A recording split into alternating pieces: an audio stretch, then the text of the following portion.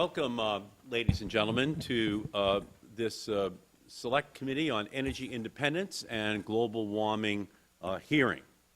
While the clock may be winding down on the Bush administration's time in office, its regulatory damage is unfortunately far from over. The administration is currently working on finalizing a number of last-minute rule changes that, if enacted, will have serious negative impacts on our environment long after this administration has left office. Those proposed midnight rules are so numerous and far-reaching that they would harm everything from the quality of our air and water to our public lands to the survival of endangered species and our warming climate. Indeed, the Bush administration is on pace to do almost as much damage to our environment in its last 8 weeks in office as it did over the last 8 years. The administration has set its regulatory sights on two of our nation's longest-standing and most important environmental laws. The Environmental Protection Agency is attempting to push through multiple rules that will severely weaken clean air requirements for industry, degrading air quality for all Americans, and worsening our climate crisis. Meanwhile, the Department of Interior is seeking to gut the Endangered Species Act by removing scientific input, weakening protections for iconic species like the polar bear, and preventing consideration of the impacts of global warming. The administration is seeking to make these sweeping changes to the Endangered Species Act while minimizing public input and review. Recently, the Bush administration rushed through consideration of 300,000 comments on the proposed rule in 32 hours, and then provided a mere 10 days for the public to review the environmental assessment of the changes. The administration is also pushing to ease restrictions on some of the most destructive practices for our climate. The Interior Department is in the process of issuing rules that will remove key protections against mountaintop removal, mining, and allow the development of oil shale in 2 million acres of western public lands. With so much work to be done on the economy, energy, and health care, it's unfortunate that President-elect Obama and the Democratic Congress will have to expend so much time recovering from the regulatory nightmare of these midnight rulemakings. Sadly, these rule changes are not a deviation from the Bush administration record. They are the culmination of 8 years of industry handouts and environmental deregulation. By ramming through these 11th-hour regulations, President Bush will simply cement his legacy as the most anti-environmental president in our nation's history. Today, the Select Committee has convened an oversight hearing with a panel of environmental and regulatory experts to further examine some of the most egregious of those last-minute rule changes. It is imperative that the Bush administration not be allowed to finalize these rules under the cover of darkness without public scrutiny. It's amazing what casting a little sunlight on these midnight regulations can do. Late yesterday afternoon, the EPA announced that it would drop its attempt to issue a regulatory loophole that would have allowed dirty power plants to produce even more air pollution and heat-trapping emissions, which had been recommended by the Cheney Secret Energy Task Force. This reversal prevented a rule change that would have increased global warming pollution by the equivalent of adding 50 million cars to the roads. In addition, the EPA subsequently confirmed reports that it would also abandon its push to roll back regulations on air pollution in our national parks and wilderness areas. The committee and this Congress will continue to keep a watchful eye on the Bush administration's regulatory actions until they have turned off the lights at 1600 Pennsylvania Avenue once and for all. Now, let me turn and recognize the gentleman from Missouri, Mr. Cleaver, for an opening statement.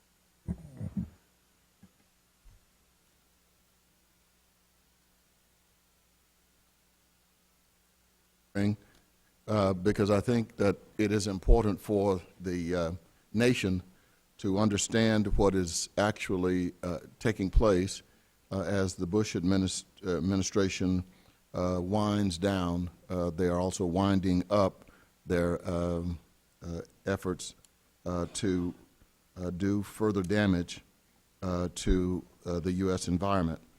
And I would hope that through this hearing and testimony from our witnesses, that we will be able to alert not only our colleagues here in Congress, but the people around this nation who are concerned that their children and their children's children might not have the opportunity to live in an environment that is conducive for human habitation if these moves by the administration continues. The administration of Barack Obama to come in is hiring and bringing in new staff, but at the same time, we are going to have to look at this bold and reckless action that is taking place right now around irresponsible rulemaking. So I look forward, Mr. Chairman, to having the opportunity to become dialogical with our witnesses and to sound the alarm to the American public. I yield back the balance of my time. Great.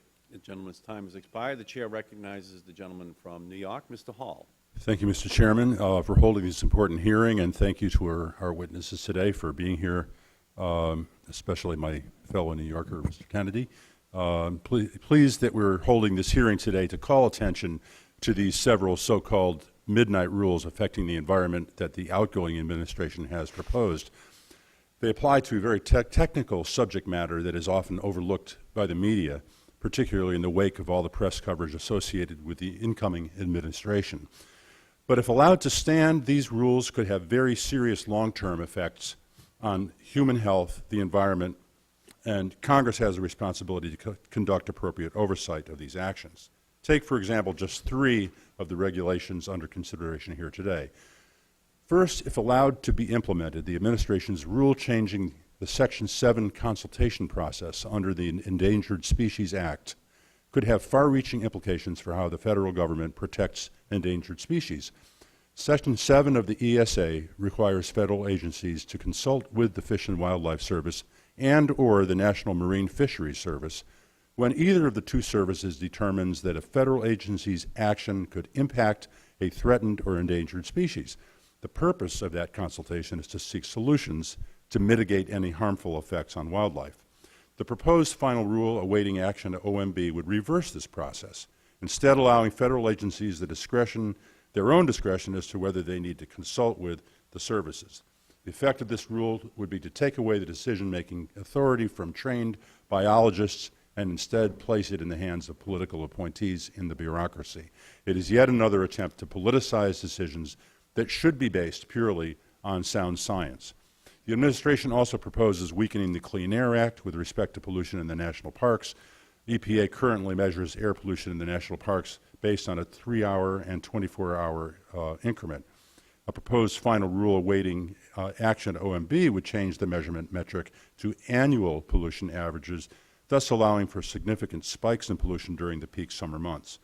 The practical effect of this rule change is to make the air dirtier in our national parks, expose visitors to all the negative health effects ranging from asthma to heart disease and others that are associated with air pollution. The administration is also using a tortured interpretation of Section 4D of the Endangered Species Act to avoid issuing regulations to protect polar bears, recently listed as threatened under the Act. Section 4D requires that the Secretary issue regulations to protect threatened species, but in the regulations issued and awaiting final approval, the Secretary effectively exempts oil and gas companies and their activities from having to develop plans to protect polar bears and to mitigate impacts on their habitat. It also limits the applicability of consideration of climate change with respect to the polar bear listing, despite overwhelming evidence that climate change is responsible for habitat loss. These are just 3 examples of midnight regulations pending at OMB that will affect the environment, human health, and wildlife. And the hearing today will touch on many more, unfortunately. It is imperative that we examine these so that the House can take whatever action is necessary to reverse them or change them so they reflect the intent of Congress when it passed the statutes originally. Thank you, Mr. Chairman, and I look forward to the testimony of our witnesses, and I yield back. The gentleman's time has expired. The Chair recognizes the gentleman from Washington State, Mr. Inslee. Thank you. I want to thank our witnesses, all of who've been doing great service for the country and the environment during the long environmental darkness of the Bush administration. I want to thank you for keeping hope alive during that long 8 years. I do want to express disappointment, if not shock, that this administration is going out the way they have governed, which is with great arrogance towards the public and great indifference to the species they have a responsibility to protect. And I want to thank the chair for holding this hearing, because what I would look at this is just sort of a final capping of the environmental nightmare of the Bush administration and the beginning of our effort to restore integrity to the law and to our environmental programs in this country.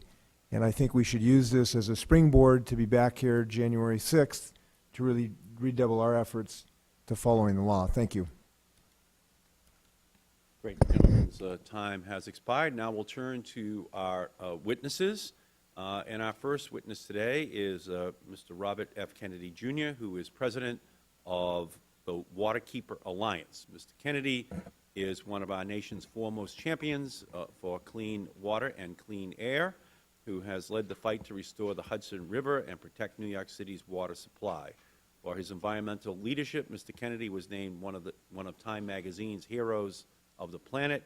He is a tireless advocate, a prolific author, and a living environmental legend. We welcome you, Mr. Kennedy. Whenever you are ready, please begin. Thank you, Mr. Chairman. I want to start just by expressing my gratitude to the Capitol Police for some incredible detective work this morning of recovering my suitcase, my briefcase from the taxi cab that took off when I went to check whether the Capitol door was open. I think it involved looking at some tapes and enlarging license plate, but they did get my testimony back to me only moments ago, and they were incredibly nice. So, and I also want to thank you, Mr. Chairman, for your leadership on this issue, as well as my friend Congressman Jay Inslee, my Congressman John Hall, and Congressman Cleaver, for all of whom have demonstrated extraordinary leadership on this issue. We've been fighting a rear guard action. Over the past 8 years, we had the finest environmental laws in this country, in the world, in this country, that we passed, 28 major environmental laws that we passed after Earth Day 1970. The last 8 years, if you look at this is as you pointed out, this is the worst environmental administration that we've ever had in American history, bar none. If you look at NRDC's website, you'll see over 400 major environmental rollbacks that have been promoted or implemented by this White House over the past 8 years as part of a deliberate, concerted effort to eviscerate 30 years of environmental law. It's been a stealth attack. The White House has used all kinds of ingenious machinations to conceal this radical agenda from the American people, including Orwellian rhetoric. When they wanted to destroy the forest, they called it the Healthy Forest Act. When they wanted to destroy the air, they called it the Clear Skies Bill. Most insidiously, they put polluters in charge of virtually all the agencies of government that are supposed to be protecting Americans from pollution. The head of the Forest Service, they put in a timber industry lobbyist, Mark Ray, probably the most rapacious in history. As head of public lands, a mining industry lobbyist, Stephen J. Griles, is now serving a 10-month jail sentence. But Mr. Griles, for 20 years, has been saying that he believed that public lands are unconstitutional, and they put him in charge of public lands. The head of the Air Division, Mr. Homestead, who's sitting to my left, who's been during virtually all of his career, a attorney for the worst polluters in this country, particularly utility air polluters, as second in command of EPA, a Monsanto lobbyist, as head of Superfund, a woman whose last job was teaching corporate polluters how to evade Superfund. President's chief environmental advisor, Philip Cooney, the head of Council on Environmental Quality, was a lobbyist for the American Petroleum Institute. And in addition to that, these people very cleverly and very ingeniously over the past 5 years because the American public supports these laws, as you know, but they have deviously and ingeniously used riders, used all kinds of alterations in guidance and interpretations, and then backdoor regulatory manipulations in order to do this in order to eviscerate these laws out of sight of the American public. And this final effort that President Bush and his cronies are attempting is we're seeing some of the most damaging efforts of all to take down the final safeguards to the environment and public health that have been erected by Congress, and Republican and Democrats in Congress and the White House over the past 30 years. I've filed very detailed testimony about some of the worst of these actions, but I just want to, give you a real-life expression of what's going on. I flew over only a few weeks ago over the Appalachian Mountains, over eastern Kentucky and West Virginia, mainly over the Cumberland Plateau. If the American people could see what I saw on that trip, there would be a revolution in this country. We are literally cutting down the Appalachian Mountains, these historic landscapes where Daniel Boone and Davy Crockett roamed. The Appalachians, chairman, were a refuge during the Pleistocene Ice Age 12,000 years ago, when where I live and where Congressman Hall, the district that he represents, was under 2 miles of ice at that time. And the rest of North America turned into a tundra where there was no forest. And the last refuge for those forests was the Appalachian Mountains. And when the tundras withdrew, when the glaciers withdrew, all of North America was reseeded from the seed stock in those forests. So it's the mother forest of all of North America. And that's why it's the most diverse and abundant temperate forest in the world, because it's the longest living. And today, these mining companies, with the help of their indentured servants in the White House, are doing what the glaciers couldn't accomplish, what the Pleistocene Ice Age couldn't accomplish, which is to flatten the Appalachian Mountains and destroy those forests. They're using these giant machines called drag lines, which are 22 stories high. I flew under one of them in a Piper Cub. They cost $500 million, and they practically dispense with the need for human labor, which indeed is the point. When my father was fighting strip mining in Appalachia back in the 1960s, I remember a conversation that I had with him when I was 14 years old, where he said to me, they're not just destroying the environment, they are permanently impoverishing these communities, because there's no way that they will ever be able to regenerate an economy from these barren moonscapes that are left behind. And he said they're doing it so they can break the unions. And that's exactly what happened. When he told me that, there were 140,000 unionized mine workers in West Virginia digging coal out of tunnels in the ground. Today, there are fewer than 11,000 miners left in the state. Very few of them are unionized because the strip industry isn't. They're taking more coal out of West Virginia than they were in 1968. But at least the difference is, back then, at least some of that money was being left in the state for salaries and pensions and reinvestment in those communities. Today, virtually all of it is leaving the state and going straight up to Wall Street, to the big banking houses, to the corporate headquarters of Arch Coal, Massey Coal, and Peabody Coal, mainly Massey Coal, and then to the big banking houses like Bank of America and Morgan, which own these operations. 95% of the coal in West Virginia is owned by out-of-state interests, which are liquidating the state for cash, literally, using these giant machines and 2,500 tons of explosives that they detonate every day in West Virginia.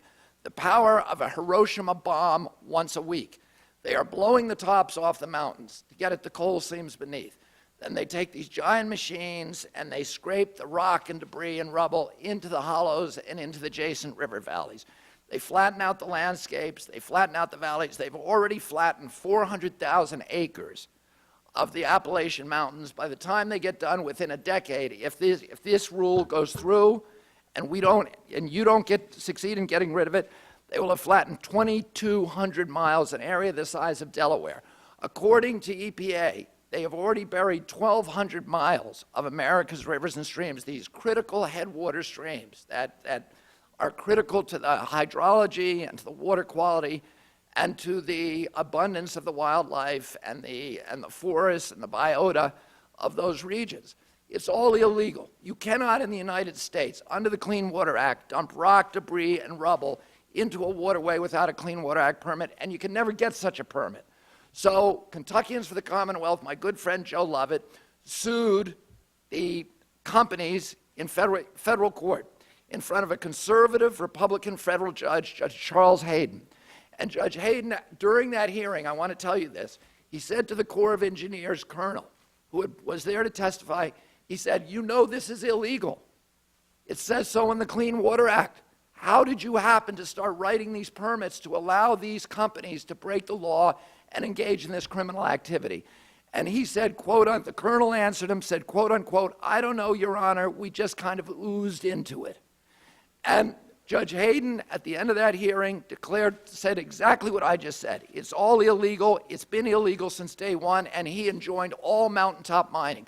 2 days from when we got that decision, lobbyists for Peabody Coal and Massey Coal met in the back door of the Interior Department with Gail Norton's first deputy chief, Stephen J. Griles, who was a former lobbyist for those companies, and together they rewrote the interpretation of one word of the Clean Water Act, the definition of the word fill, to change 30 years of statutory interpretation and make it legal as it is today, not just in West Virginia, but in every state in this country, to dump rock, debris, rubble, garbage, any solid material into any waterway of the United States without a Clean Water Act permit. All you need today, according to the administration, is a rubber stamp permit from the Corps of Engineers, which in some districts you can get over the telephone or through the mail. Now, the last vestige of protection that we had in West Virginia was a stream buffer zone law that was upheld also by Judge Charles Hayden, which said that you can't do this if you're within 100 feet of a stream. Well, this is the law today that this administration is trying to get rid of before it leaves office, to make it so there's absolutely no way, there's not a single obstacle or impediment for these companies coming and just flattening the entire Appalachian chain. Now, I think I've run out of time for my prepared statement. I wanted to talk about CAFOs because they're even worse, but you have my testimony here, so. And I think you're going to have plenty of time and interest in the members continuing this discussion with you. We thank you, Mr. Kennedy. I might also note that one of the great citizens of the United States is here with us as well. Mr. Kennedy's mother, Ethel Kennedy, is sitting out here as well in this hearing. So let me now turn and recognize our second witness, Ms. Jamie Rappaport-Clark, who is Executive Vice President for Defenders of Wildlife.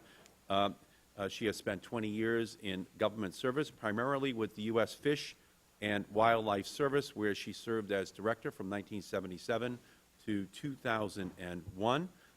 During her tenure as Director, we added 2 million acres to the National Wildlife Refuge System and established 27 new wildlife refuges. Welcome, Ms. Clark. Whenever you're ready, please begin. Thank you, Mr. Chairman, and I'm delighted to be here this morning. Members of the committee, I appreciate your support.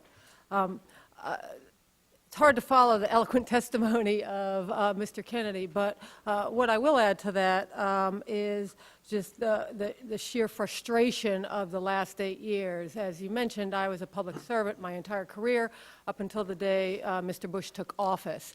And it is hard to describe what the last 8 years have done to my former colleagues trying their hardest to protect the environment and our natural resources over these years. They're demoralized and have really hit their limit. So I'm delighted to see this oversight. I also appreciate the opportunity to shed some light on efforts by this administration to dismantle long-standing regulations and policies that protect endangered species in our cherished public lands. In its waning days, this administration is carrying out a calculated strategy to undo decades of commitment to natural resources conservation when it has nothing more to lose and it can largely escape the scrutiny of this Congress and the general public. I'm going to highlight just a few, there are plenty, but a few of the most damaging regulatory assaults this morning. First, as was mentioned, is the rewrite of the Section 7 regulations under the Endangered Species Act that implement interagency consultation, proposed last August. The consultation regulations are the absolute heart of the Endangered Species Act, but the administration is on the verge of allowing any federal agency to avoid consultation if the agency unilaterally decides that an action it sponsors is not anticipated to result in take of a listed species, and its other effects are insignificant or unlikely, not defined. Now, this might sound reasonable. I've been at this for many years on the ESA, and this notion that the government agencies can evaluate their own actions sounds reasonable. Why have consultation if there's no effects? Sounds bureaucratic. But figuring out whether an action will cause take or other effects often is the issue at hand, and why we have an interagency consultation process. It's a very difficult and complex evaluation. On many occasions, the question of whether take will occur is not readily apparent. It requires an in-depth knowledge of the species' behavior, biology, and extent throughout its entire range, just not in the area of the project. Current rules allow federal agencies to decide whether there will be adverse effects from their actions today, but the agencies must obtain the occurrence from the experts at the Fish and Wildlife Service or the National Marine Fisheries Service.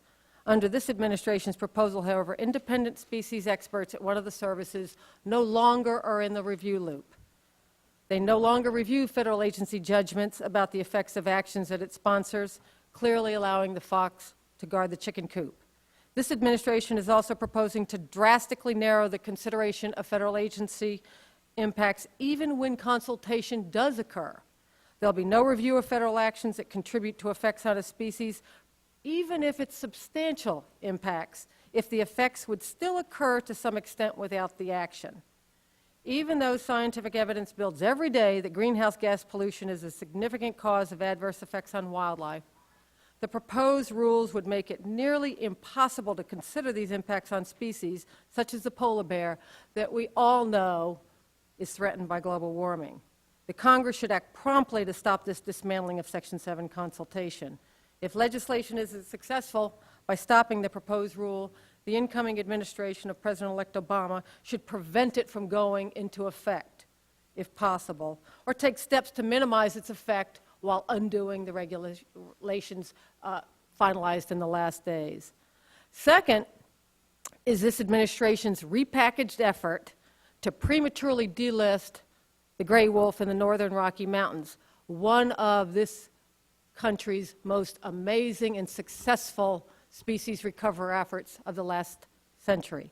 Although two separate federal court decisions have cast doubt on the Bush administration's delisting efforts due to concerns about genetic isolation and the adequacy of state management plans, that hasn't kept this crowd from still trying to push its same failed delisting rule out the door before they leave office next month. Congress should act while it can to stop the proposed delisting of the gray wolf from going forward, undermining one of the great conservation achievements of the last century should not be allowed at the 11th and a half hour. The incoming administration should be given the opportunity to address the inadequacies of this current rule, pull together all the stakeholders involved, develop a science-based management plan that will guide recovery and address the concerns of both people and wolves. Third is the Bush administration's abuse of regulations to minimize protection for the polar bear. Last May, compelled by a hearing held by you, Mr. Chairman, in the face of insurmountable scientific evidence indicating that polar bears in the United States face extinction by mid-century in our lifetimes due to global warming, the administration finally, after much delay, listed the polar bear as a threatened species. We had about a nanosecond to cheer when we realized that they lost no time in making sure that the listing would not result in any greater protection for the species by issuing concurrently a so-called Section 4D rule under the Endangered Species Act with no notice and no opportunity for public comment. In my federal career, I have never seen that happen. The Bush administration has been unbelievable. They argue that other laws and international treaties make the Endangered Species Act protection superfluous. In other words, business as usual is good enough for the polar bear. If that were true, of course, then the polar bear wouldn't have needed the Endangered Species Act protections in the first place. The incoming Obama administration should rescind the illegal 4D rule and replace it with a rule that actually improves the polar bear's chances of actually surviving and recovering. And finally, Mr. Chairman, the Bush administration has launched an incredible assault of last-minute rulemakings on our public lands, and we could go on and on and on about that, including efforts that threaten our national parks and fast-tracking of oil shale development that fails to protect people, our wildlife, and the U.S. Treasury. The Bush administration's assault on our nation's stewardship of endangered species and public lands presents challenges of unprecedented magnitude and scope for Congress and the incoming administration of President-elect Obama. We look forward to working with you under your leadership to restore our commitment to protection of these magnificent and irreplaceable natural resources. Thank you. Thank you, Ms. Clark, very much. Our next witness is Mr. Jeffrey Homestead. He is a partner at Bracewell and Giuliani. Previously, Mr. Homestead served at the Environmental Protection Agency as Assistant Administrator for Air and Radiation. Prior to that, Mr. Homestead was a partner at Latham and Watkins and served as Associate Counsel for President George H.W. Bush from 1989 to 1993. Welcome, Mr. Homestead. Whenever you're ready, please begin. Thank you, Mr. Chairman. I appreciate the chance to be here again today, and I always appreciate the opportunity to shed a little light on some of these issues. As you noted, my expertise is primarily in air pollution issues, and I'm going to depart from my written statement. If I can just make a couple of points that I think should be interesting to everybody on this panel and folks up there as well. I always find these hearings interesting because of the failure to look at kind of the actual data that are out there. You and others on this panel have accused the Bush administration of eviscerating the Clean Air Act. I was amused to see your report about the radical anti-environmental agenda of the Bush administration. And so my question is this: how is it that air quality throughout the country is so much better today than it was 8 years ago? How is it that pollution is down significantly compared to 8 years ago? The fact of the matter is the Bush administration, at least in the areas that I know, has tried to achieve our environmental goals in the most sensible, cost-effective way. And we haven't always been successful, and there's some things that I certainly wish we could have accomplished that we were not able to. But last night on the computer, as I was thinking about this hearing, I looked up on an EPA website where they actually track emissions, and these are actually measured emissions from coal-fired power plants. And I know my friend John Watt cares about those, Mr. Kennedy does as well. 8 years ago, SO2 emissions from coal-fired power plants were just a little over 13 million tons a year. Last year, the last year for which we have emissions measurements, those are now below 9 million tons a year. So that's roughly a 35% reduction. The reduction in NOx emissions is even greater. In 1999, the emissions were about 5.5 million tons of NOx, and last year they were 3.5 million. There are legitimate kind of regulatory policy questions, and you may have a different view of the way we ought to do things, whether it's through aggressive enforcement or whether it's sort of through more effective regulatory programs. But the fact of the matter is the air is cleaner today in the United States because of actions taken by the first Bush administration, the Clinton administration, this Bush administration. It's an ongoing legacy that we all should be proud of. And the other thing that I like to mention is, EPA does careful analysis. And there's, 17,000 employees and a handful of political of appointees. And most of the folks there are career staff who are dedicated public servants. They did an analysis of the most important health protections achieved by EPA in its history. and they found 3 rules that were substantially more, that were far and away the most important rules that EPA has ever done. Number 1 was the phase down of lead in gasoline, which took place back in the 1970s, 1980s. Number 2 was the Clean Air Interstate Rule, which is now in kind of legal limbo because of a court case. But the second most important rule in terms of improving public health was issued under this administration, and the third was also issued under this administration, having to do with reducing diesel emissions. So again, I'm entertained by some of the comments that have made, but I find them troubling insofar as they're completely devoid of what's actually happened out there. So I know that there's a lot more forest cover now in the U.S. than there was 20, 30 years ago. I'm not an expert on public lands. I know something about the Endangered Species Act, and I just think it's a little disingenuous to suggest that the Endangered Species Act is the tool that anybody intended to deal with climate change. Climate change is an important issue. We ought to think about how to deal with it. But the way to deal with it is not by doing an Endangered Species Act consultation on hundreds of individual projects, which collectively have a less than trivial impact on CO2 emissions. Let's talk about the best way to achieve our goals instead of somehow suggesting that there's a calculated effort here by the Bush administration, which has really made a lot of progress on all these environmental issues. Now, I can't see the clock. I may be well past my time already.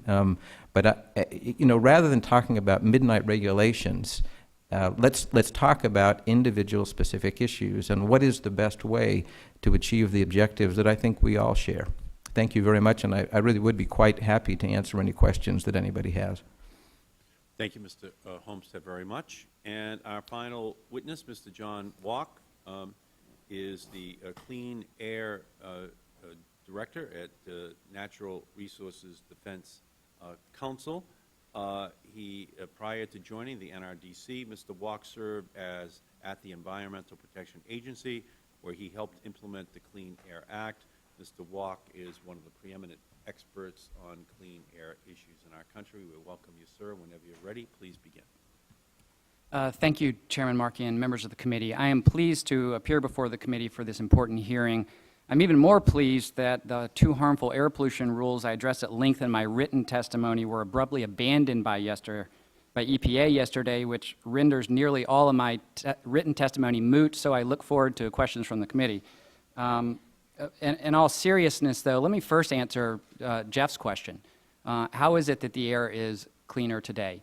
Fundamentally because of steps taken by the Clinton administration and the first Bush administration, and even before that, the Reagan administration. It is important to recognize something about clean air laws and rules in this country. There is basically an 8 to 10 year lag time between the time a rule is adopted and the time that the effects of a rule are felt. So important rules like the acid rain program passed by this Congress in 1990, the NOx SIP call passed by the Clinton administration in the late 90s are bearing fruit today and are responsible for the reductions that Mr. Homestead mentioned. The rules adopted by the Bush administration are not. The diesel rule that they adopted, a positive rule based upon successes they inherited from the Clinton administration and continued with the fine professional staff at EPA, and they deserve credit for that. The compliance dates for that rule will not occur by and large to achieve their measurable, meaningful reductions until after they leave office. The Clean Air Interstate Rule, which was struck down in court, had compliance dates of 2010 and 2015. Their Mercury Rule, 2010, 2015. Clear Skies, 2018. Again, there is a lag time, and we will enjoy some of the benefits of their diesel rule, but thankfully will not enjoy the disbenefits of the rules that were struck down in court. Abandoning the 2 rules that were announced yesterday was the right thing to do. The power plant rule would have resulted in enormous emissions increase of smog and soot pollution. EPA admitted John, it how can itself. you say that? That's just not true.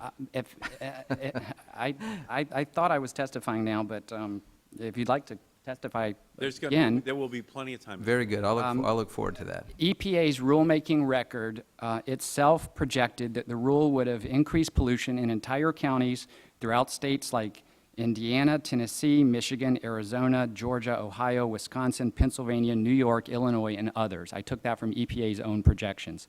As the chairman mentioned in his opening statement, EPA projected in a letter to Congressman Waxman that the rule would have allowed carbon dioxide emissions increase of 74 million tons per year. That is roughly equivalent to the total annual CO2 emissions of about 14 average coal-fired power plants, or the annual emissions from 50 million vehicles. There are about 250 million vehicles in this country, so that's 1/5 of the total U.S. population. Adding 74 million tons of CO2 to the atmosphere each year would nearly double the amount that EPA removes under its voluntary Energy Star program. These were enormous emissions increases, and it's a very good thing that the rule was abandoned. The EPA yesterday acknowledged in scrapping these two highly controversial air pollution rules that they were classic midnight regulations and that EPA would not issue them for that reason. You can look to today's Washington Post and New York Times articles. I welcome those explanations, but at the same time, we should recognize that they're deeply questionable explanations. On the very same day that EPA scrapped these two rules, it issued, guess what, a midnight deregulation weakening a Clean Air Act rule governing emissions from factory farms and mines. The question of midnight regulations is unfortunately one that is not going away, despite announcements like yesterday.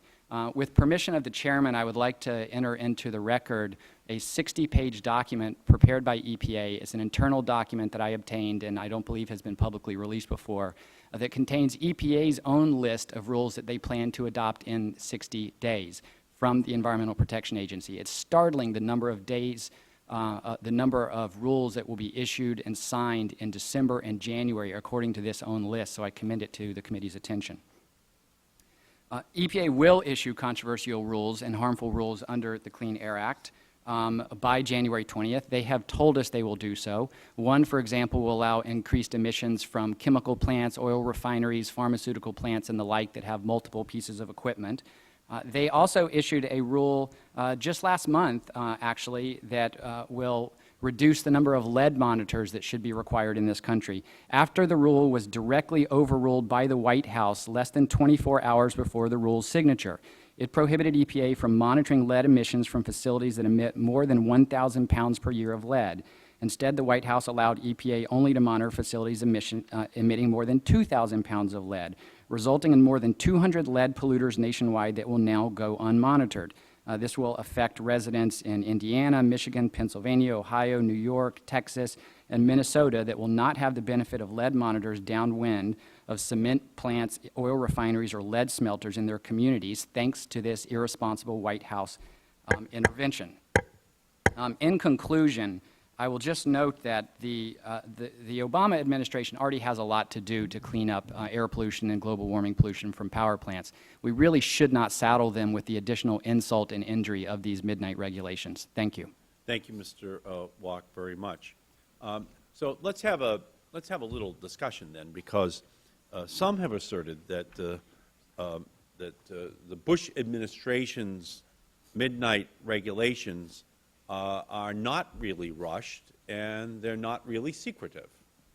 And that's a contention which is being made, and that they're being properly implemented with all deliberation and proper review. Mr. Kennedy, could you respond to that assertion that they are, in fact, going through a proper regulatory process in their destruction of these rules?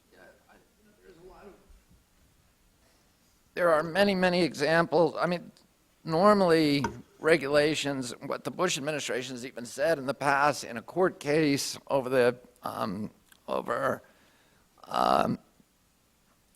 over power plant regulations, the Bush that I argued, we recently had Bush administration attorneys argue that it takes 8 years to pass a regulation. These regulations, many of them in many of these instances, I mean, John Walk is just, this is actually a very heavy document that appears to have hundreds of rules in it. There's supposed to be notice and comment. There's supposed to be an opportunity for the public to comment on these rules, to participate in the regulatory process. And I just don't see how it's possible to issue the public doesn't even know this at this point. So this is, for the administration to claim that that these are going through a normal regulatory process is specious. Let me go to Mr. Walk, and then we'll go to you, Mr. Homestead. Mr. Walk. Chairman Markey, there's one very easy test to determine whether a rule is being rushed or not, and that is when and whether the rule has been lodged for review at the White House. The Office of Management and Budget has either a 60 or a 90-day review period under executive order to look at final rules. And before I came, I looked at the OMB website, and many of these rules, including ones that we know will be adopted by January 20th, have not even been sent over to the White House. They are not going to have their normal review. They're going to have a review that is by definition rushed. Now, that's a classic definition of midnight regulation to me. They are hurrying up these rules. The reason the rules were scrapped yesterday is not because they passed the November 1st deadline in the Josh Bolton memo, as the White House is now claiming. Count the number of rules that have been issued since November 1st. There are many. By their own standard, they should not issue any more rules for the rest of the administration because, as they said in the Post today, that would be a midnight regulation. They will not meet that test. This list proves it, and there are rules that the White House is looking at now that are going to be jammed out by the 20th. All right, Mr. Homestead, what do you have to say about that? Yeah, all I know is that EPA follows the Administrative Procedures Act. John is incorrect in saying that all these rules go through OMB review. Most of them don't, because OMB only reviews rules that are considered to be significant rules, and there's an ongoing discussion between OMB and many agencies. Look, it is a historical fact that near the end of every administration, there's a lot of things that get done because people respond to deadlines. All of the issues that I know about have been in the regulatory process for years. Right? And they have to go through a comment period, and the ones that John doesn't like have been out for public comment. And so the question is there something nefarious about trying to clean up the issues that you've been working on for years? Now, I don't have privy to this particular list, and so I'm a little surprised to hear John and Mr. Kennedy both accusing the administration of violating the law. You'd have to look at each one of these and say, okay, was this a rule that went out for notice and comment? Is it a rule that qualifies as a significant rule? But the idea, that, and again, there's several articles that I referred to in my written testimony where there's a natural tendency in our system for every administration to try to finish its work before it leaves office. Let me come back to The record is held, by the way, by the Clinton administration in terms of number of regulations or pages. Second most is the Carter administration. We'll see how this administration ends up, but there is always a slug of things that people are trying to finish up before they leave office. But if they don't follow proper procedures, they are clearly illegal. So we'll come back to you, Mr. Walk and Mr. Kennedy. What do you have to say to Mr. Homestead? Well, the Bush administration significantly expanded review by OMV down to guidance documents that they look at that don't meet anyone's definition of significant or impacts of $100 million or more. So they've been very selective in how they follow their own rules. But I think it's clear that these rules will be pushed out. Now I should say the rules in this list, as far as I can tell, have undergone public review and notice and comment. But that would be true of any midnight deregulation as well by definition, unless they were flagrantly violating the APA, as Jeff said. But that still doesn't obviate the fact that these are harmful midnight deregulations that they will But how can you say that without looking at the regulation and seeing what it says? I have looked at the clean air regulations, and well, I mean, there's that long list. You got to look at the regulations. Say, is this a good one or is this a bad one? that's why it's being entered into the record. Good.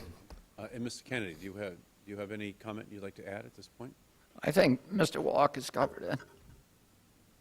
Okay, great. Thank you. My time has expired. We'll turn and recognize the gentleman from Missouri, Mr. Cleaver. Thank you, Mr. Chairman. I'm sure that all the administrations are trying to finish up their agenda. I don't think that's any different. Do you think there has been this much activity by past presidents, whether they were Democratic or Republican, with regard to the environment? Mr. Homestead. I'm not sure, and I and the studies that have been done are not entirely satisfactory because they just look at the number of pages in the Federal Register that were issued during the last 3 months. So I honestly don't know the answer to that. But it is, as you mentioned, it is really quite clear that, you know, we all respond to deadlines and we know we're running out of time and we try to get our work done. So I know that there was a number of things done at EPA right before the end of the Clinton administration. And, you know, because of concern about midnight regs, when I got there, one of the first things we did was review all the midnight regs. And what we discovered is that they had done a darn good job, with only one exception. There was one thing that we thought was done improperly. But, you know, a lot of these things were very Regarding controversial. the environment, was it? Yeah, these were all environmental. But we, you know, we looked at some controversial rules and we decided the Clinton administration had done the right thing, even though they issued the rules on the last week of the administration. Let me ask the other three witnesses, beginning with Ms. Clark. The Obama administration will take office on the 20th. Of the midnight rulings that you have seen, and those, Mr. Walker, in your testimony, are the most egregious, and that the Obama administration will need to move quickly to either reverse or halt. What have you seen thus far that you think would require as rapid a response as possible? I'll start. Yes. Certainly, the attempts to undermine the Endangered Species Act. What this administration has failed to do legislatively, and goodness they've tried, they've been quite persistent over the last 8 years, they failed to do it legislatively, they have tried to now accomplish administratively in the 11th hour. So these Section 7 regs have got to be overturned or thwarted. Clearly, regulations that impact or really undermine chances of survival for species we care deeply about, like the gray wolf, the polar bear, will need to be addressed. And then there's a whole host of public lands. This recent oil shale regulation that is devastating to over 11 million acres of lands in Colorado, Utah, and Wyoming. BLM, the Bureau of Land Management, has been particularly hard hit by this administration's zeal to pay homage to their industry friends, and that whole agency deserves a look. There are a lot of regulations being finalized or in the mode against the wishes of governors, even in the West, that will need to be addressed right out of the box. Mr. Kennedy?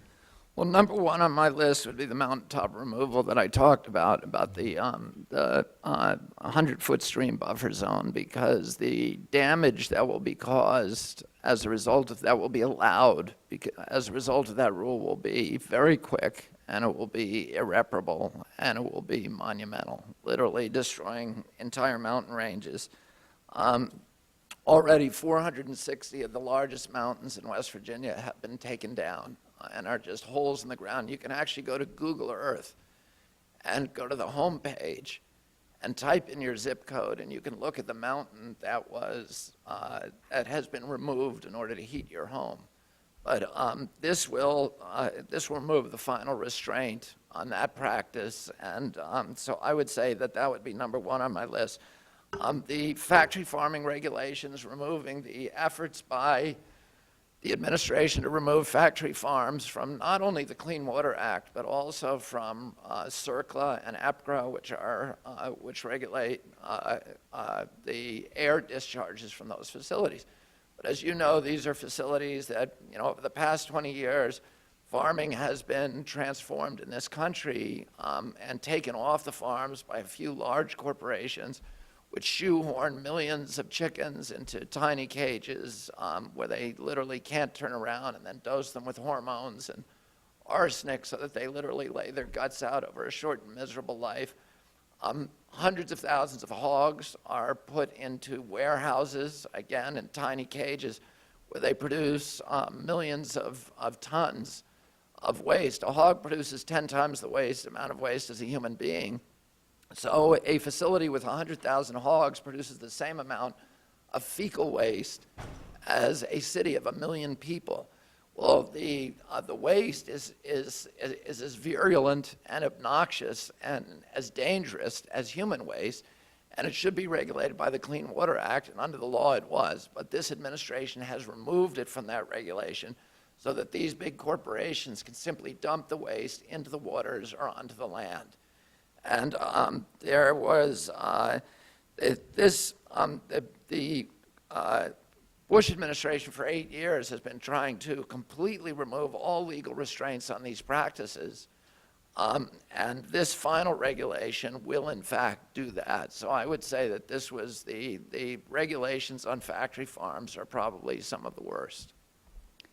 Congressman, I would mention just two air pollution regulations. One recently in which EPA rejected the unanimous advice of its scientific advisors to weaken the health standards that govern smog pollution, our protections against smog pollution. EPA rejected those unanimous scientific recommendations when it adopted the ozone standard.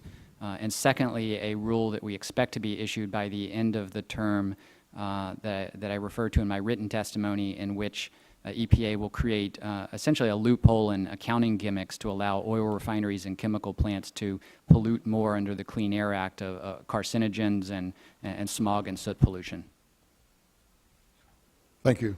Thank you, Mr. Chairman. I yield back. Great. Gentleman's time has expired. The chair recognizes the gentleman from New York, Mr. Hall. Thank you, Mr. Chairman.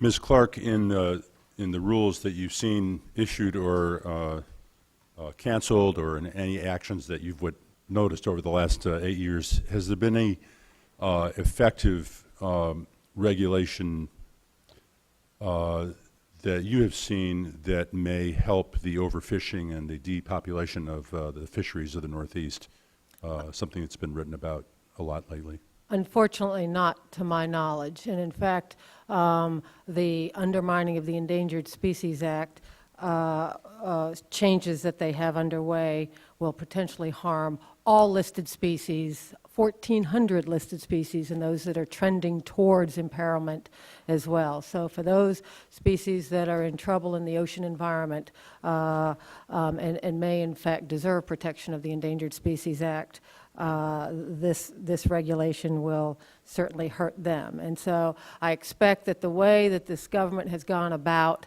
managing imperiled species will certainly result in more species being imperiled than less. And in your opinion, Ms. Clark, could the Fish and Wildlife Service have possibly adequately reviewed the approximately 300,000 public comments on the administration's proposed Section 7 rule in the time that they allotted for that work? Oh, absolutely not, because I know enough about a number of the comments, including many from this body, that were quite substantive in nature. And to see from a career official this all-hands-on-deck call that went across the agency in an email calling for anybody and anybody to come in from Tuesday through Friday to work 8 hours a day to analyze the almost 300,000 comments to then forward on to the Department of the Interior's Solicitor's Office. There's just no way they could do much more than stack them in categories. What was also, though, significant about that email and about the way the process was handled is indicative of what's happened in this administration. And that is, they have totally taken away the opinion, or disregarded is maybe a better word, disregarded the opinion of the career biologist, and in essence have totally politicized implementation of environmental law. And so they in essence asked Section 7 biologists, experts on the law, to come to town, and in fact they couldn't get enough of them, so they brought them from the Park Service and other agencies and said, okay, stack the comments so that you can then forward them to the solicitor's office where they will be reviewed and analyzed for policy response. That just didn't happen in my entire time in government. We had a very collegial relationship with the lawyers in the solicitor's office, but they didn't unilaterally make policy without biological understanding of the impacts of implementation of law. Thank you. Mr. Kennedy, I was wondering, have you seen or heard of any attempts or any machines being built to remediate the removal of mountaintops to try to restore the topography as it previously was? And have you any idea how expensive that would be? Well, the law says that once the mountains are removed and the coal has been extracted, that the company has to then restore the mountaintop to its natural state and the soils to their natural state. They have to take the soils and put them back on and reclaim the area. But I've actually been on the reclaimed mountaintops, and what happened is that the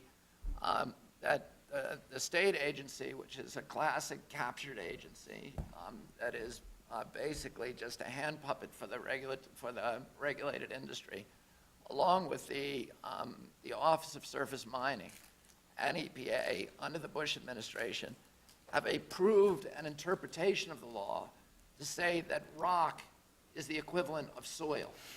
So that instead of putting soil on the mountaintops, they can put rock on the mountaintops. And so they just take the rock and put it back, and when you walk on it, you're just walking on a huge rock pile where nothing can grow. There's some little kind of an exotic grass and some lichens that can grow on it, but these were areas that had some of the finest temperate forests on Earth, and you will never see those forests again, ever, until we have another ice age.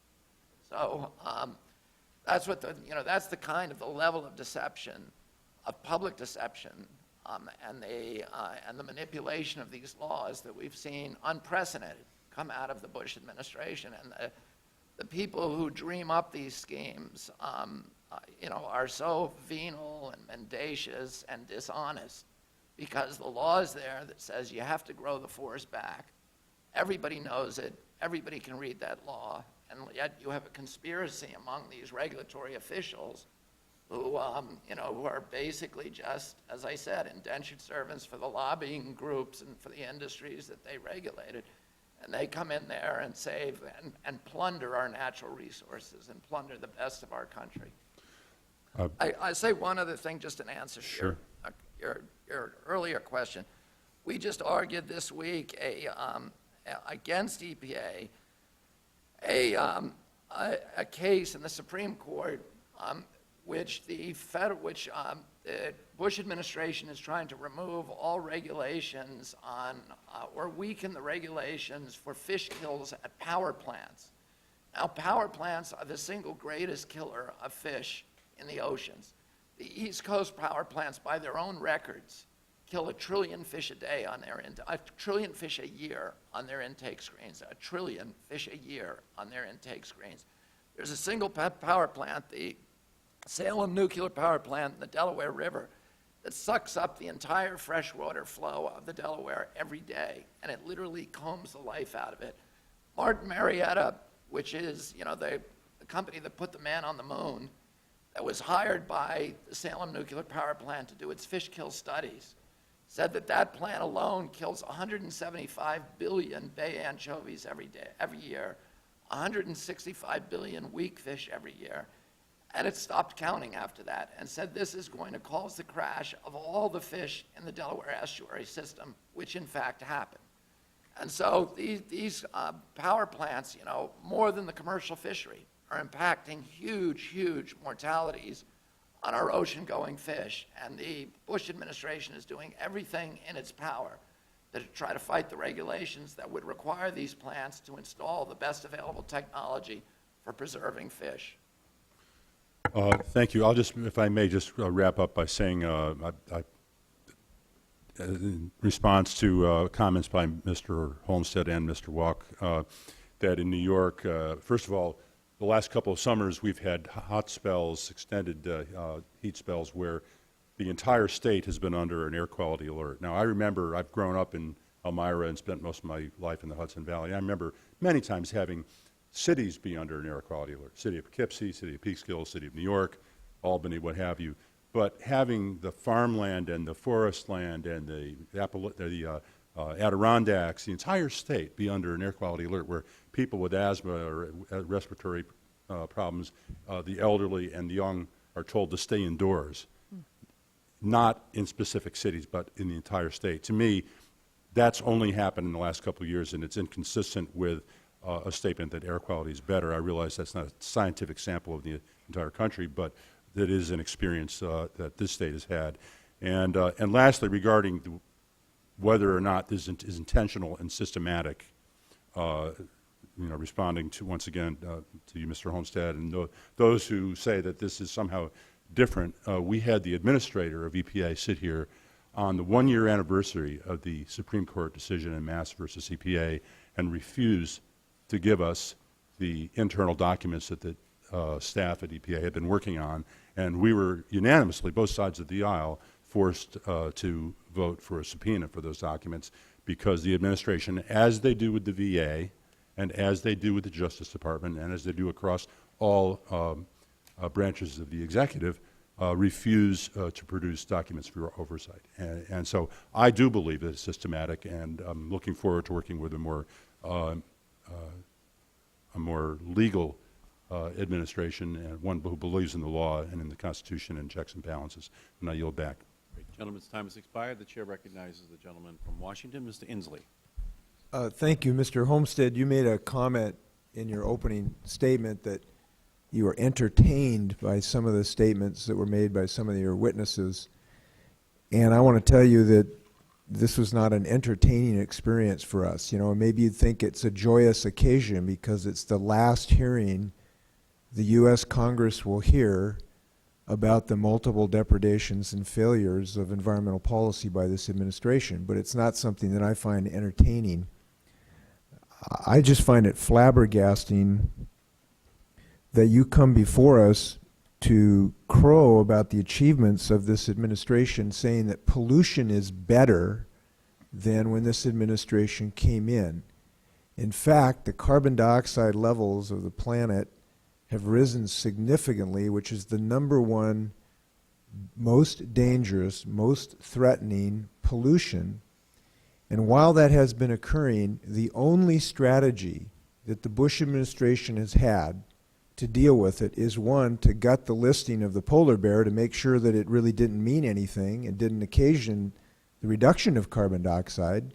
And #2, the only other strategy the administration has had is to be at least partially responsible for a major recession that might reduce economic activity, which is not the preferred global warming strategy we ought to have. Now, I'm upset about it. I think a lot of people are. I got to be a grandfather for the first time about a week and a half ago, and if my son lives to the ripe age of 100, 35% of the birds in the world may be endangered, 52% of the amphibians, and 71% of the corals may no longer exist. And for 8 years, the Bush administration fiddled while the most dangerous gas in the atmosphere increased while the Bush administration fiddled around. I would like to think that the administration would leave on some note of grace on this last hearing during the Bush administration. And I would like to give you an opportunity to express some sorrow that this administration did not act to deal with this most dangerous pollutant to the great disadvantage of our grandkids. And I want to give you that opportunity to leave on some note of grace. Well, I appreciate your kind invitation, but I find your question somewhat disingenuous. When I talked about pollution, I was very specific. If you look at air quality in New York or your state or anywhere else, air quality as measured by scientists around the country is significantly improved. Now, no one has ever talked about CO2 as an air quality issue because it's not dangerous to breathe unless you happen to, unless it's at levels that are orders of magnitude higher than we talk about today. It is clear that climate change is a major issue, but don't tell me that CO2 is the most dangerous gas we face today when there's still people who are dying because of fine particle pollution and other things. When it comes to CO2 emissions, this administration has done at least as well as every other country in the world and at least as well as the Clinton administration. The Clinton administration said they had authority under the Clean Air Act to regulate CO2. They chose not to exercise it very carefully. So When this administration came in, it has undertaken many things to reduce the energy intensity of our economy. And if you look at the Europeans, if you look at the Japanese, if you look at any other economy, since the beginning of this administration, they've performed no better than we have. It is a huge, huge challenge that we have, sir. But to somehow suggest that this administration has failed in its efforts, it has spent more time and more effort. And although many other countries talk a good story, they have not achieved anything either. You know why? It's enormously difficult. So I think all of us need to be engaged in that opportunity. But it's going to take decades and billions and trillions of dollars to reduce our emissions of CO2. Thank you, Mr. Homestead. I think you've answered my question, which is you do not intend to leave on a note of grace, of showing you're sorry about this failure. I'll report to my grandchild when he is at the appropriate age that you were proud of your record to watch this international global disaster unfold and do nothing about it. That's what I'll report about your last opportunity. I want to ask Ms. Clark and Mr. Kennedy, procedurally, what do we need to do to roll back these onerous provisions? How can we do that in the quickest, most efficacious way during the Obama administration? What do we need to do day one? How do we hasten this process? Well, I'll speak as a non-lawyer, as a wildlife biologist, just to be clear. There are a couple of things. It would be, speaking of grace, it would be nice, like they have done on the air regulations, for them to decline to finalize the Section 7 regulations.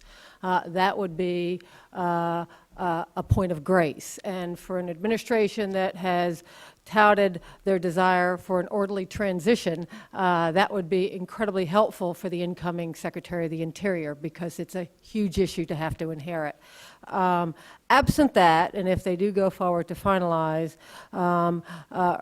know that there are a host of environmental groups, conservation groups, like Defenders of Wildlife, that is poised to file suit against implementation of the regulations. And so I imagine we'll be involved in some dialogue. Also, there's certainly the opportunity for the new administration to issue executive orders, in essence, dictating how they expect the incoming departments to address global warming considerations and impact on the environment, including endangered species, while they move with due haste to repropose and undo the regulations. And just a point about these regulations that I forgot to mention, but it's of interest in the chairman's comment earlier on about how we can assert that these are midnight and last ditch and a bit over the top. These Section 7 regulations, you know, when a bureau wants to issue regulations of this magnitude, regulations like Section 7 that affect every discretionary action of any federal agency. So it has wide, broad impact on the federal government. And I know from personal experience the debate and the hand-wringing and the wrangling that goes on in the interagency clearance process. Not the least of which this regulation ran under the radar screen, didn't show up on the dockets that these regs normally show up on, whether it's in the Department of the Interior or the Office of Management and Budget. But I heard from at least 3 of the bureaus, Department of Agriculture, the Environmental Protection Agency, and even the Department of Defense, that in essence they were persuaded to, quote, stand down. Because what typically happens is these bureaus and individual agencies will provide all this comment that has to be reconciled before these regs can go forward. What in fact happened is they were in essence ordered to, if they, you know, it's kind of like what your mother says, if you can't say something nice, don't say anything at all. And because they couldn't agree with these regulations, they said nothing. So the notion that there was unanimity and everybody agreed with these regs in the federal government is quite the contrary. And in fact, Forest Service, Department of Defense, EPA is very concerned about now having that responsibility unilaterally as well as the accountability unto themselves without the expert backup of the wildlife agencies. So this issue has got to be fixed for the inherent forward movement. And the only time in this administration they really got away with this in total has been on the National Fire Plan for the Bureau of Land Management and the Forest Service to implement unilaterally decision-making on fire management and fire planning. Albeit late, the Fish and Wildlife Service finally got around to monitoring the impact of decisions made during this self-consultation process and have now determined that over almost 70% of the unilateral decisions made by the Forest Service and the BLM on this fire management plan implementation have been wrong. And BLM and the Forest Service have wildlife experts. Therein lies the problem.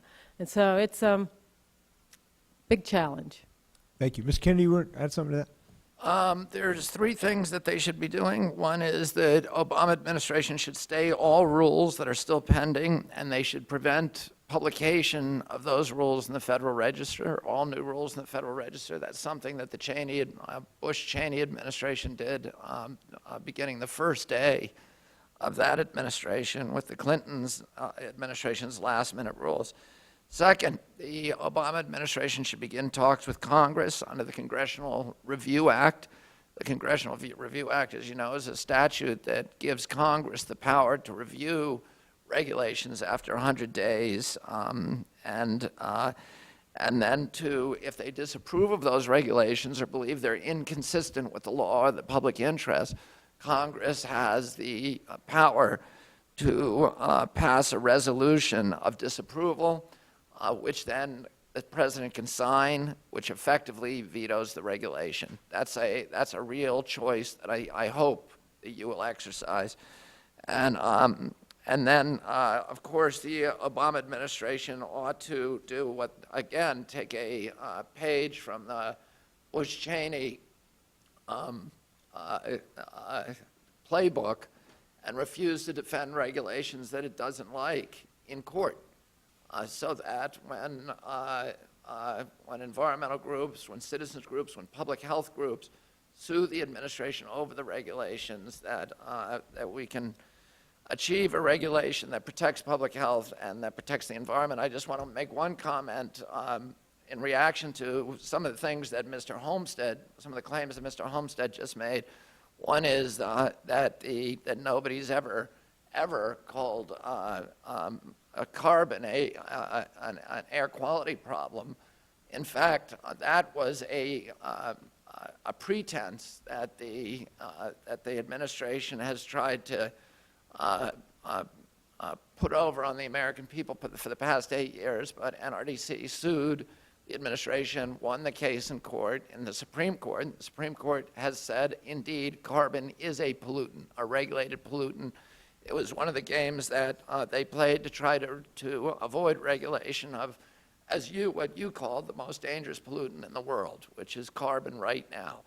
I also have to say that I was somewhat surprised to hear Mr. Homestead talk about his great concern for the worst pollutant, which was ozone and particulates, since the Bush administration, under his leadership, did everything in its power to make sure that there was no regulation of ozone and particulates. As you know, ozone and particulates emissions. I'm just puzzled. That's factually incorrect. Ozone and particulate emissions were supposed to be removed from coal-burning power plants 18 years ago under the Clean Air Act. I'm sorry, but that's just incorrect. As a matter of that is correct. I'm sorry, it's the administration, the Clinton administration, when this administration came in, because many of the plants did, including in the state of Massachusetts, all of the plants installed scrubbing mechanisms to remove the ozone and particulates. Other states didn't do that, states where corporations can easily dominate the state political landscapes. The Clinton administration, there were 400 plants that did not remove ozone and particulates. The Clinton administration was prosecuting the worst 52 of those plants criminally and civilly. They were investigating 200 other plants. One of the first things that the Bush administration did when it came into office was to order the Justice Department and EPA to drop all those lawsuits. As a result, the top 3 enforcers at EPA, Bruce Buckheit, Sylvia Lawrence, and Eric Schaefer, all resigned their jobs in protest. These were not Democrats. These were people who had served under the Bush administration and the previous Reagan administration. They left their jobs because they were ordered by this administration not to do their jobs to reduce ozone and particulates. Immediately after that, the administration under Mr. Homestead's leadership abolished illegally, as it turns out, because we won the lawsuit after 7 years, the new source rule, which was the heart and soul of the Clean Air Act, the most important provision in that statute. That's the rule that required those companies to clean up 18 years ago. So, you know, I have 3 sons who have asthma. I have 4 One out of kids. every 4 black children now in America's cities have asthma. 1 out of every 8 kids born in this country today have asthma. We have a pediatric asthma epidemic. The principal cause of asthma attacks is ozone and particulates. 1 million asthma attacks a year, 1 million lost work days. This is stuff that really hurts our country and causes tremendous pain to people. And this administration went and abolished those controls so that all those plants in Massachusetts that installed that expensive equipment are now at a profound disadvantage in the marketplace. And I'm going to be able to watch my children gasping for air on bad air days because somebody gave money to a politician. And if you go to EPA's website today, EPA's website, not NRDC, you'll see that that single decision alone by EPA kills, and by this White House, kills 18,000 Americans every year at minimum. Just a second. And probably I can't 60,000 sit here. a year. I don't know anything about mountaintop mining, but I know a lot about the Clean Air Act. And maybe we should have a little more polite discussion about this. The things that you are saying are fabricated. They are not true. Mr. Homestead, if you'd like to write a letter. I would be can- happy to. No, you write a letter. I would be happy to. But I think people Mr. ought to Homestead, confine themselves my to time talking is- about my things time that is they know expired. something about. Mr. Homestead, we will be happy to put into the record a letter from you, but my time has expired, and thankfully, this administration's time has expired. And as my last comment, I look forward to changing and closing this book and opening a new one of an administration that I hope and do believe will reverse this sorry record and bring back the law and the environmental value to this country. Thank you. The gentleman's time has expired. The chair will recognize himself again for a round of questions. Let me go to you, Mr. Rappaport-Clark. Let's go to the to the Endangered Species Act. Let's lay out the state of play right now of the Endangered Species Act, what the administration is planning, and what would be the impact if they were successful, and how difficult it would be then for the Obama administration to reverse what they are right now still presently contemplating. Could you first lay out the danger, where are they in the regulatory system, and then what are the consequences if they are successful? Certainly, Mr. Chairman.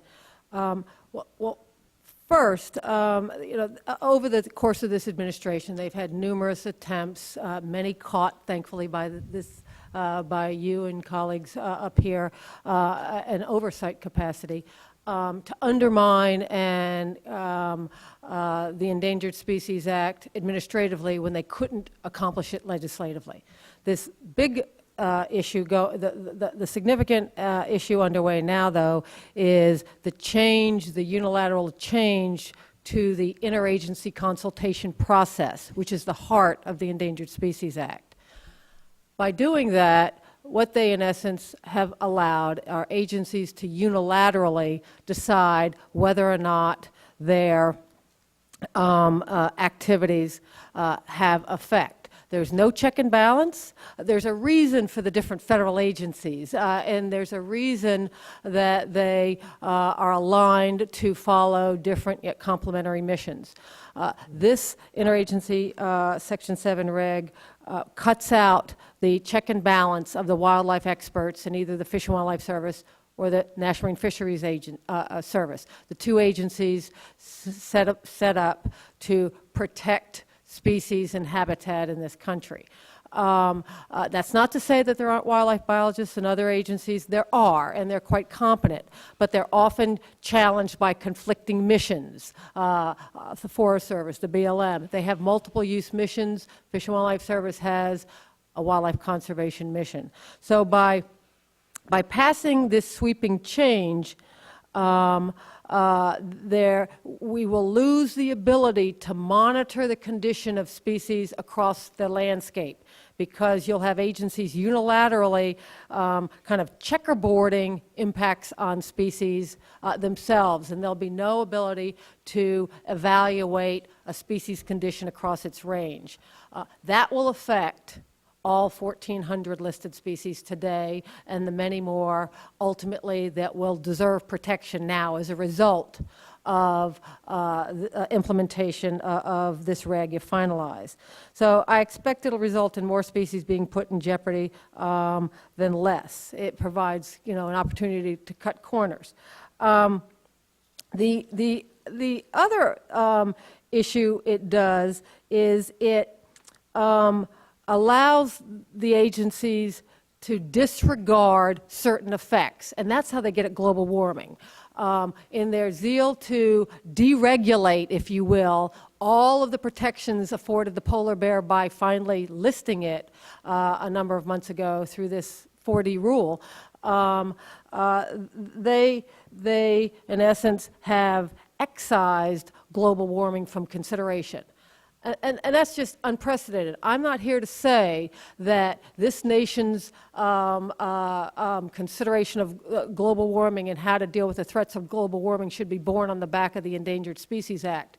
But I think it's ridiculous to take something as scientifically proven as the impacts of global warming on species and say disregard it under the Endangered Species Act. We didn't do it with invasive species. We didn't do it with timber harvesting. We didn't do it with the registration of pesticides. How can we unilaterally overturn the Intergovernmental Panel on Climate Change's acknowledgement of the impact of global warming on species and say, oh, by the way, ESA, leave it alone? That will occur if this regulation is passed. My time has expired. Gentleman from Missouri, do you have any additional questions? Thank you, Mr. Chairman. I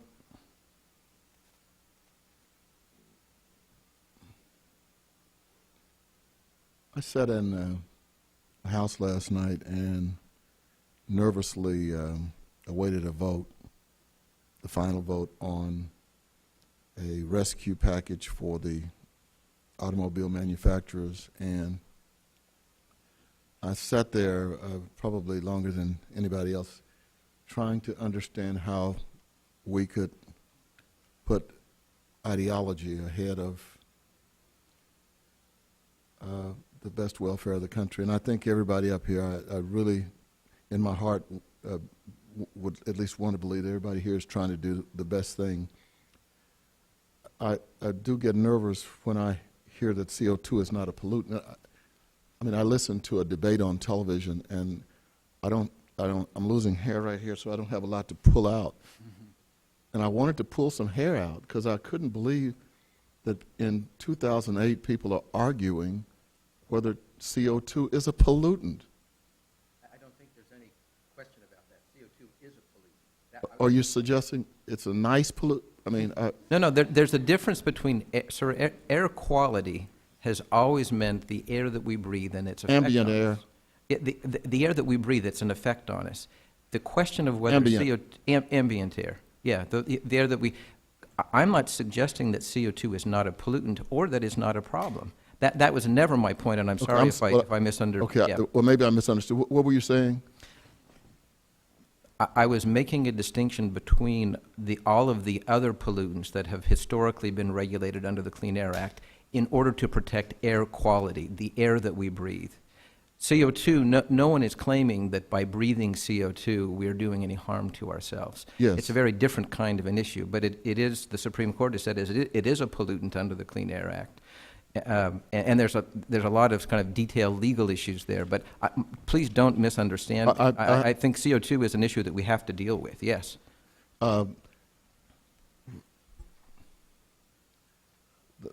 I guess if someone wanted to measure where we are in this struggle, and I do. I mean, I had to do the funeral of Rainey Crawford Jr. His father's probably watching this, and he runs out on the lawn in his underwear, falls down dead of an asthma attack, and it is probably next to diabetes.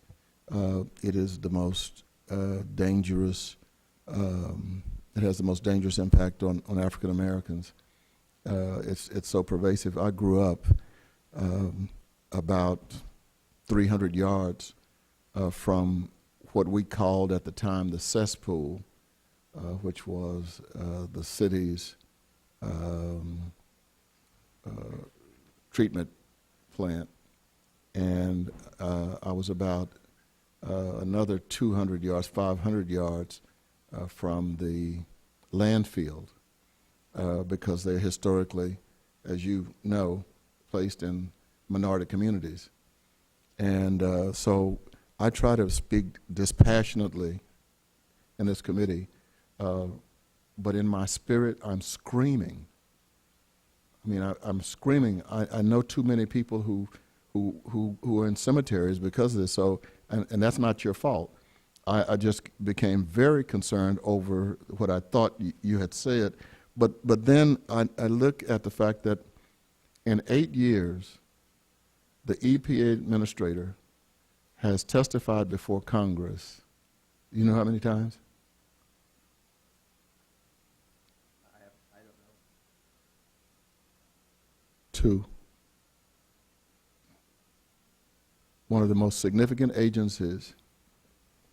Sir, that can't be right, because I've sat behind him in numerous hearings. I was at EPA, and I sat behind Mr. Governor Johnson? Oh, Mr. Johnson, I don't know, but the EPA administrator... I'm talking about Mr. Johnson. Mr. Johnson, okay. Yeah, I know I sat behind numerous hearings for EPA administrators.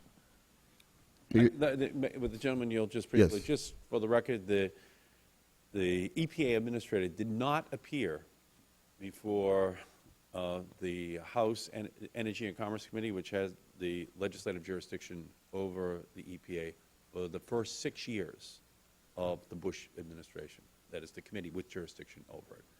So just for the record, it was the most successful witness protection program in the history of the United States.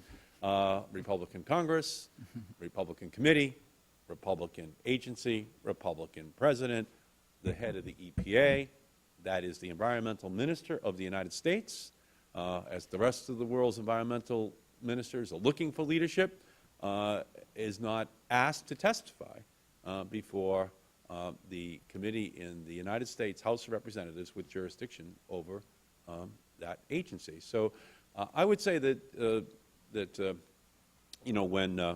when Daniel Patrick Moynihan, if the gentleman would continue to yield, when Daniel Patrick Moynihan used to say, the way to avoid dealing with an issue is to engage in benign neglect. Don't do anything positive, don't do anything negative.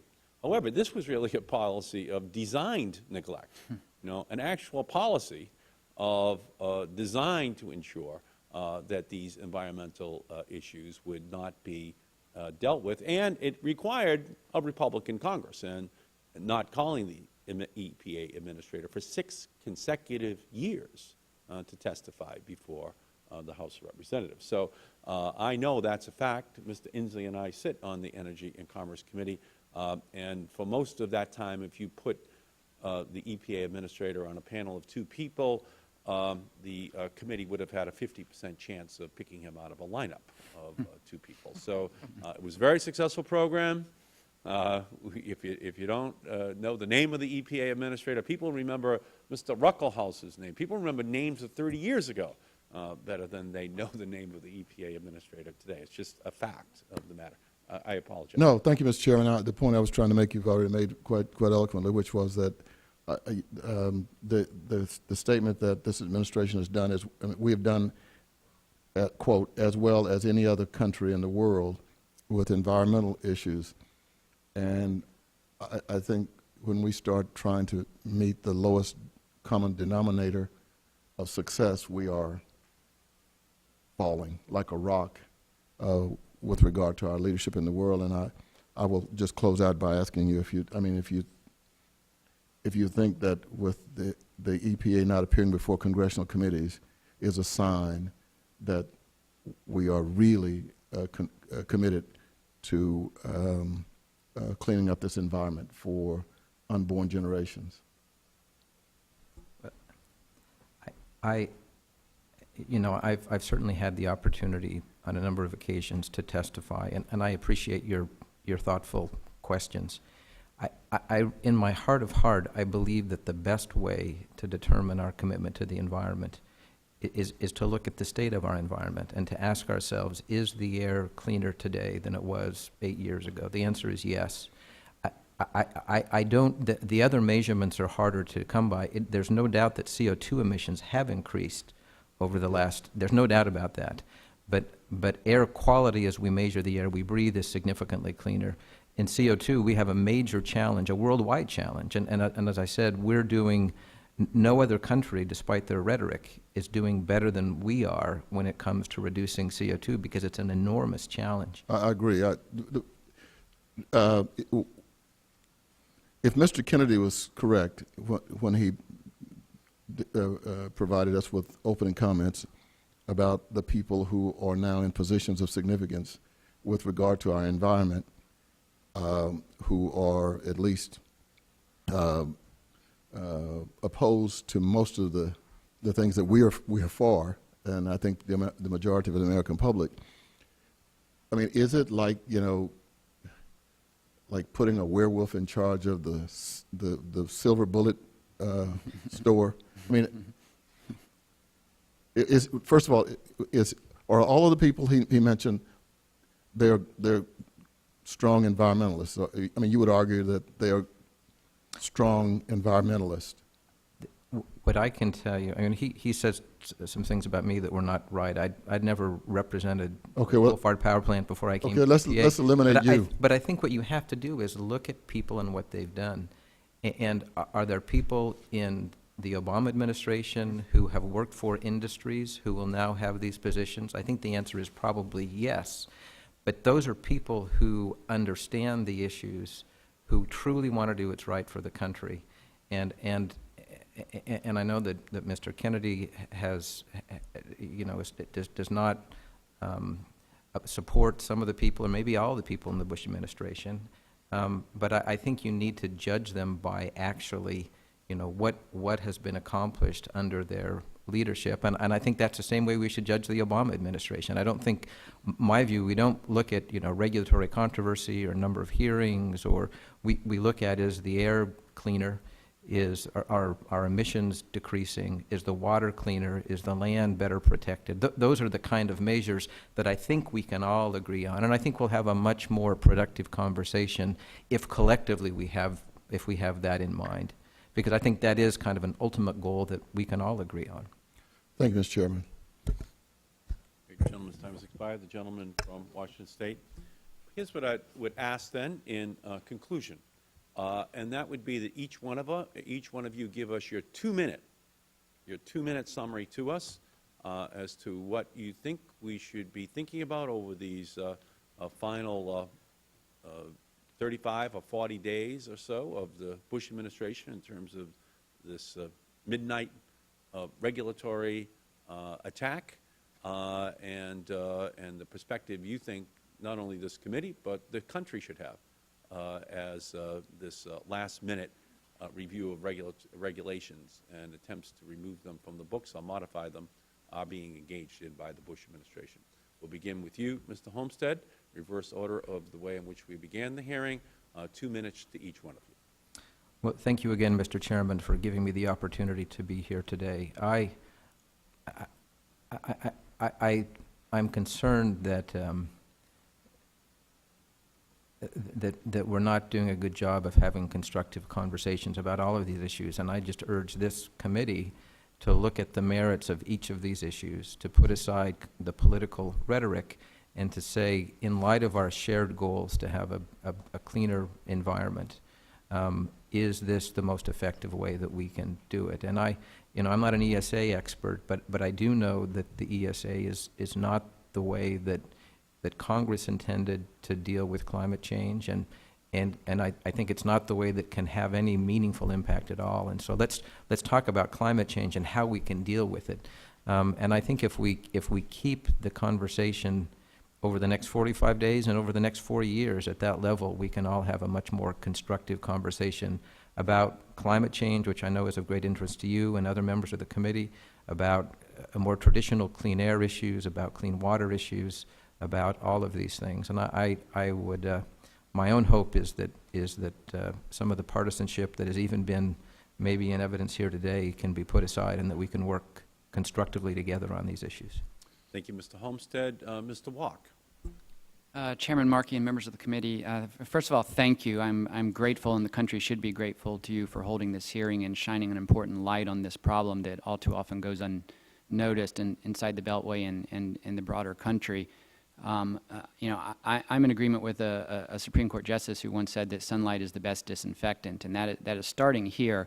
But let's test the proposition of the administration's pride in these matters. With these deeply controversial rules that we have discussed and others that we have not, let's invite the administration to share their internal documents and professional staff, and invite them to discuss what they believe is important. And let's take Mr. Homestead at his word and discuss the content of these matters. Let's have the staff and have the materials under discussion now be made available to the public and to this committee and to the Senate to examine. I dare say the administration would not cooperate because, you know, let's be serious here. These are deeply controversial pro-industry matters that they are trying to push out, no matter what spin the administration is trying to put on them. So I would encourage this committee to look ahead to the transition team and the incoming administration to sit down seriously to discuss ways to go back and reverse abuses that are being committed today and will be committed up until noon on January 20th, because the American people deserve no less. Thank you. Thank you, Mr. Walk. Ms. Rappaport-Clark. Thank you, Mr. Chairman. Thank you, Mr. Chairman and members of the committee. You know, given the magnitude of challenges facing President-elect Obama and this Congress on the economy and foreign policy, I hope that through this oversight and continued diligence, we won't lose sight of the pressing effects of what this administration has done, the unprecedented attacks on key rules that govern how we steward our public lands, our endangered species, our air, and water. And we shouldn't play to the lowest common denominator. That's just not acceptable. I do think, however, we need to be ever vigilant, because when President-elect Obama takes office on January 20th, there will not be a light switch that just flips and all will be fine. We need to be aware and sensitive to how deep the challenges are in these federal agencies. Beyond just the political appointees packing up and going home, there are serious budgetary and administrative processes that have now embedded in these organizations, these agencies, that will need significant and continuing oversight so that we can once again restore our stewardship responsibilities and obligations. I'm guided by my 9-year-old son, and he deserves what I have had over my time. And the fact that our children and our grandchildren will not be able to enjoy these wonderful natural resources should put us all to shame. And I look forward to working with you to right these wrongs. Thank you, Ms. Rappaport-Clark. And Mr. Kennedy. Thank you, Mr. Chairman and members of the committee. I want to respond to one of the things that Mr. Homestead said, because I think it's really important for this committee and for Congress to understand at every level, which is that criticizing the administration is not partisanship. I've been disciplined over 25 years as an environmental advocate about being nonpartisan and bipartisan in my approach to these issues. I don't think there's any such thing as Republican children or Democratic children. I think the worst thing that can happen to the environment is if it becomes the province of a single political party. But it's hard to talk about the environment in any context, honestly, today, without speaking about this administration and about what it has done to our environment over the past 8 years. And if we don't understand the mechanisms by which this happened, and if we don't discuss those honestly, when we discuss them, it's not an attack on Republicans.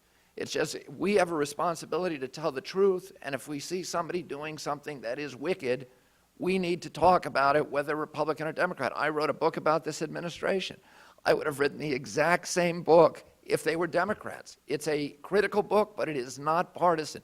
My father was absolutely against partisanship because it's dishonest ultimately. But I want to give you one example of what this administration has done. You know, Mr. Homestead said air quality is improved. He has a very narrowly and carefully constructed worldview in which he is able to make these intricate and very narrow arguments. But in the real world, we're experiencing something very different, which is a decline in quality of life for all of the people of our country. About 8 years ago, the EPA announced that in 19 states, it is now unsafe to eat any freshwater fish caught in the state because of mercury contamination. The mercury is coming from those coal-burning power plants. In 49 states, at least some of the fish are unsafe to eat. In fact, the only state where all of the fish are safe to eat is Dick Cheney's home state of Wyoming, where the Republican-controlled legislature has refused to appropriate the money to test the fish. We know a lot about mercury now. According to CDC, there's 1 out of every 6 American women now has so much mercury in her womb that her children are at risk for a grim inventory of diseases: autism, blindness, mental retardation, heart, liver, and kidney disease. I have so much mercury in my body just from eating fish, 2.5 times what EPA is considered safe. I was told by Dr. David Carpenter, who's the principal authority on mercury toxicity in this country, that if a woman with my levels of mercury in her blood would have children with cognitive impairment, with permanent brain neurological injury. Today, according to CDC, there's 640,000 children born in this country every year who've been exposed to dangerous levels of mercury in their mother's wombs. The Clinton administration, recognizing the gravity of this national health epidemic, reclassified mercury as a hazardous pollutant under the Clean Air Act. That triggered a requirement that all of those plants remove 90% of the mercury within 3.5 years. It would have cost them less than 1% of plant revenues, and we know that it works. When they stop emitting the mercury, it disappears within 5 years mostly from the fish and waterways downwind of those plants. But this is an industry that that donated $156 million to President Bush and his party since the 2000 election cycle, and their reward was leaders like Mr. Homestead here, who came in and eviscerated that rule and instead replaced a rule that was written by utility industry lobbyists, his own law firm, Latham and Watkins, which ended essentially the regulation, that tight regulation of mercury, and allows these utilities to continue to discharge mercury at huge rates for endless periods of time. That's the cost of doing this, and this is why one of the important things, what Mr. Walk said, is to shine light on this situation. It's not partisanship, it's just honesty, and the American public is entitled to that. Mr. Homestead, I'm going to give you an opportunity if you would like to say something. Yeah, I certainly agree that we need to be honest about all of these issues, and mercury is a much more complicated issue, and I won't try to address that. I just would, again, thank you for the chance to at least share the opportunity to be with others, and I'm hoping that Mr. Kennedy and I can maybe talk and a little more civilly about these issues, and we could maybe come to a better understanding of what really has and hasn't happened, because I certainly respect his expertise in many areas, but on some of these Clean Air Act issues, I think we just need to sit down and talk them through. But thank you for giving me the chance to say something. Thank you, Mr. Homestead, very much. We thank each of you for appearing with us here today. There are 40 days left to go until noon on January 20th. We are not going to turn out the lights in this hearing room. The staff is not going away. What we are going to do on a daily basis for the next 40 days is monitor everything that the Department of Interior is doing, everything that OMB is doing, everything that the Department of Energy is doing, everything that the EPA is doing. We are going to be on their case. They should understand that if they make a decision or they move towards making a decision, they will get a response from this committee. We are going to be there every single minute so that the American people understand what is being done by the Bush administration in these final days that could have a negative impact upon the environment. We have no intention of resting. If they plan on New Year's Eve to issue a new regulation thinking everyone will be preoccupied, we will be working. If they intend on doing it on Christmas Eve and delivering lumps of coal to the American people in new environmental regulations, we will be working on this committee. They should just understand we are not going to take off.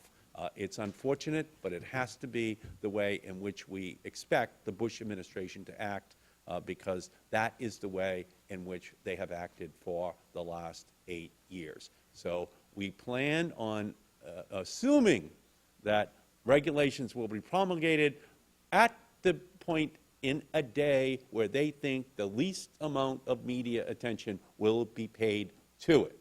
I hope that's not the case. We're being told it won't be. But I think just the attention that we are paying to these issues resulted in a decision yesterday to withdraw a couple of these poorly thought out new regulatory actions by the Bush administration. There are many others right now being considered covertly inside of this administration as going away presents to industries. We don't intend on allowing it to happen without the full light of this committee's attention being drawn to it. We thank each of you for your testimony here today. This hearing is adjourned.